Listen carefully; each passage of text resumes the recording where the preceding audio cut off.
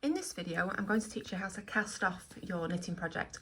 There are lots of different cast offs. This is the most common. We can explore others as we advance. So if you've been practicing your knit or your purl stitch, you will get to a point where if you're making a square or you're making a scarf, you want to stop and we need to be able to cast off. But we want to do it in such a way that we don't let our fabric unravel. Now I've only done a few rows here, but it doesn't matter because the process is the same regardless of how big it is. So we go as if we are going to do our stitch as normal. Regardless of whether you're knitting or purling, the technique is the same. So I'm knitting here. So if I knit, I stitch, and then I knit the next one. And then I take the first stitch, put my needle underneath here, and I pass it over the top. Be careful that your second stitch doesn't fall off. And I've cast off my first stitch. Knit the next stitch, and again you're going to lift the first one over the top and off. Okay, knit the next one. So bring your needle in from this side and then lift that stitch over the top, and you just keep going until you get to the end.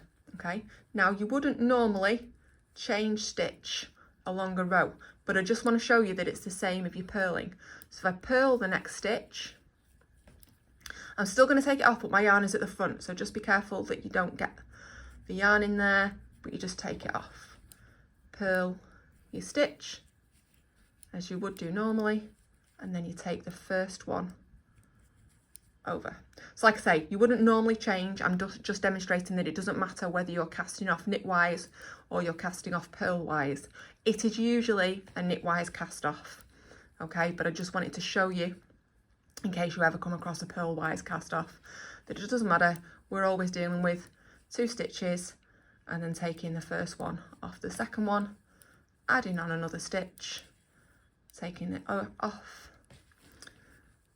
do another stitch and take it off, do another stitch, take it off. Okay, and you carry on like that to the end of the row. All right, so what you see is obviously, because I'm not just transferring them onto this needle, I have got a cast off. You can see where I changed to my purl there, that's why it's a bit different, but here is what a knit cast off looks like. So it creates a nice neat edge.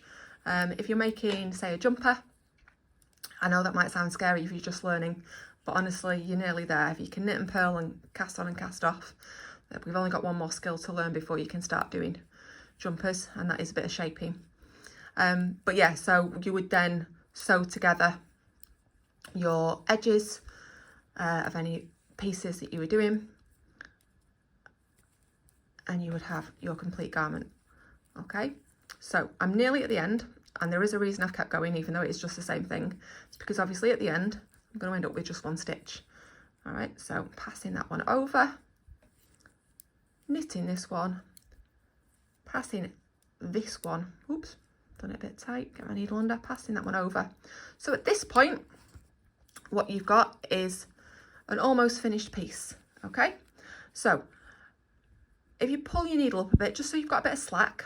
Okay, now I don't want to cut this, mostly because I don't have my scissors to hand. Normally what you do here is you would cut your yarn. If you are making something like a jumper, make sure you leave a nice long bit so that you've got enough to do your sewing up. As I haven't got my scissors handy, I'm just going to make my hole a bit bigger. So what I want to do is I want to pass my yarn through my hole, but in this case my yarn is my entire ball of wool. All right, because I don't have my scissors handy. And then you just tighten it, and it's basically kind of like a slip knot at the end, and you tighten that so you've finished off your work. All right, when I find my scissors I can snip this off. Okay, but that is how to cast off. Like I say, that little blip there is where I was showing you the purl, but normally if I'd done a knit cast off all the way along, I've got a nice neat edge that finishes off my work, so I've not dropped any stitches. So at this point you should have enough skills to cast on, to knit and to purl, and now to cast off. So the next videos to look out for, I'm going to teach you stocking stitch and I'm going to teach you to rib.